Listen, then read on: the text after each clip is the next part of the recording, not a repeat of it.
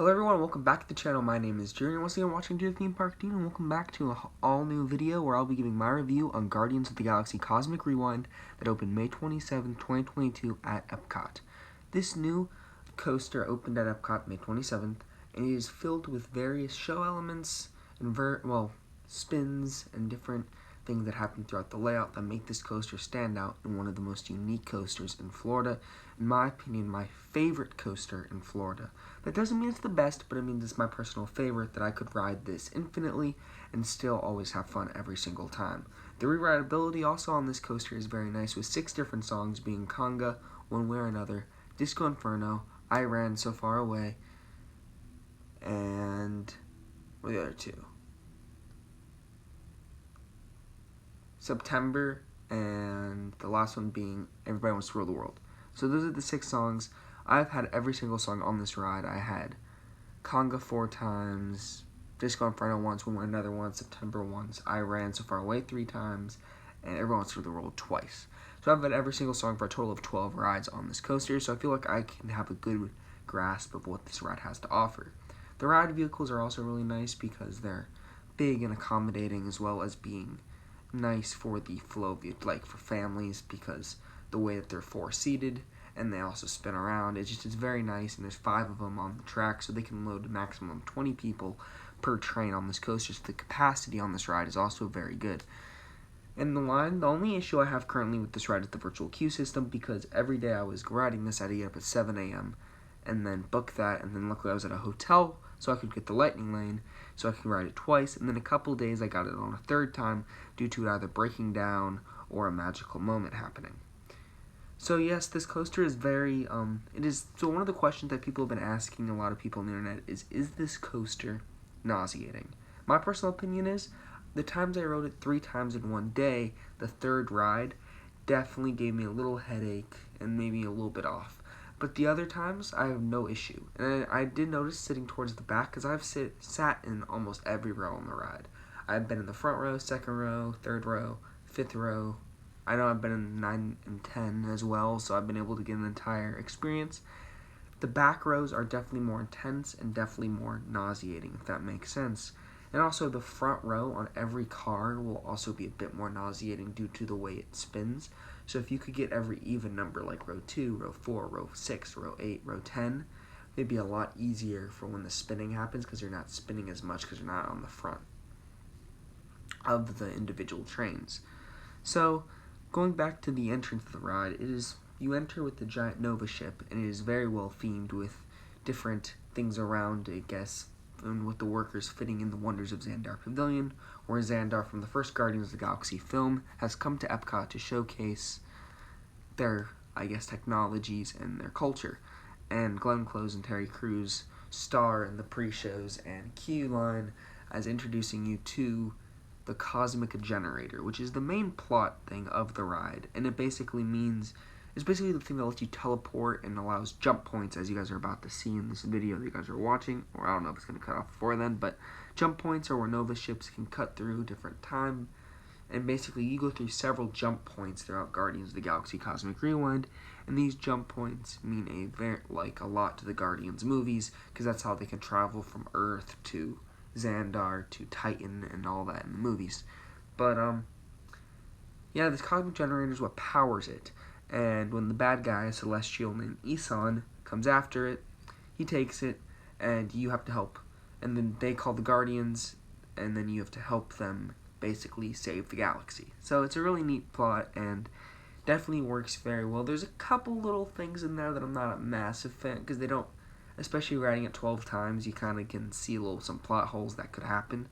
But overall, it's a very enjoyable storyline and very fitting for the average guest.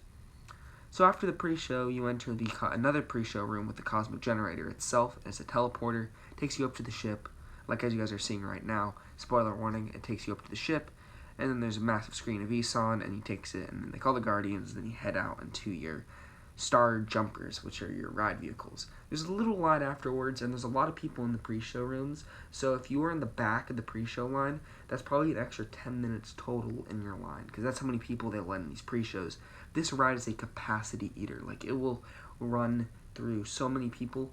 Literally the longest I've ever waited, and it was outside the Guardians line and was almost down by connections, was around 30 minutes. So the line is definitely not as long as it seems.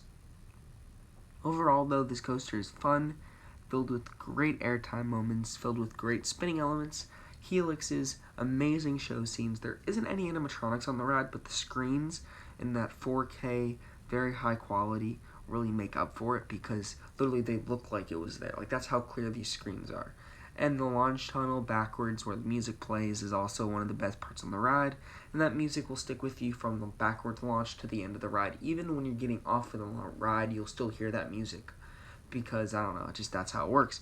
And on ride number 11 of mine, it broke down. So what happened was we were going up to the mini launched lift hill, but halfway through the ride, stopped, rolled back, and stopped there. Then eventually it launched us back up, and we finished the ride, but there was no music, and it was kind of lame, so they let us redo it. This ride definitely is heavily dependent on the music, but even without the music, though, the screens are still amazing and really make this ride what it is. So yeah, Guardians of the Galaxy Cosmic Rewind is my personal new favorite attraction at Walt Disney World. It doesn't mean it's the best. I still think Rise of Resistance is the best theme park attraction, but this is my personal favorite attraction and coaster I've ever been on.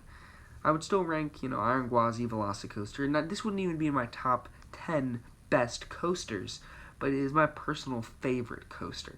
So I know that title is a bit of misleading, but still, this was my favorite coaster I've ever been on, favorite ride experience. From the second you walk into the second, even when you're exiting, they have amazing music playing. And even when you go in the gift shop, it's still amazing because of how well themed it is. And this new area is in my opinion, it works very well at Epcot, even though it is not the Walt vision that he had. And I definitely agree with those Epcot purists that say it doesn't fit with that. My personal opinion on it, though, is who cares? This is a fun ride at Epcot. It fits well with the Xandar, the way they were able to fit it in with Epcot. Do I think this ride could be coming anywhere else? No, just due to how several times in the ride they reference you being at Epcot. But I do think they could use the same ride system for other things, such as Tokyo's Space Mountain that is being built for 2027, as well as I think a modified Avengers e-ticket could be using this ride system for California Adventure and Disneyland Paris if they were to get those. So yeah, overall, amazing attraction. In my personal opinion, my favorite attraction at Epcot. Amazing ride system as well because there's nothing like it around the world. It is very unique.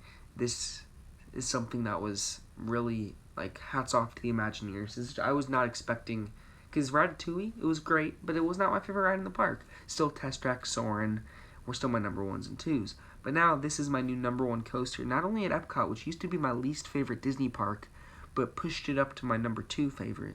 But this is my personal favorite attraction at Walt Disney World. So yeah, thank you guys so much for watching. I'd give this ride a solid 10 out of 10. I really recommend you guys do this. I might do a video on how to get a virtual queue because I'm currently undefeated. I've never missed a virtual queue spot for any of the rides that have had them, such as Remy's Ratatouille Adventure, Guardians of the Galaxy Cosmic Rewind, Rise of Resistance, and over at California, Web Slingers, a Spider-Man Adventure.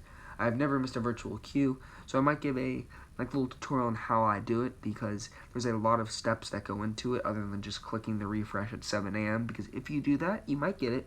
But there's also a lot of other people doing that same thing, so you have to learn to be ahead.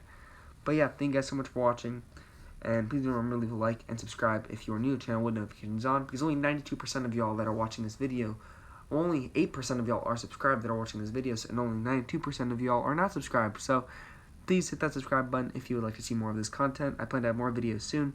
Thank you all for watching. Have a great day, everyone. See ya. Bye.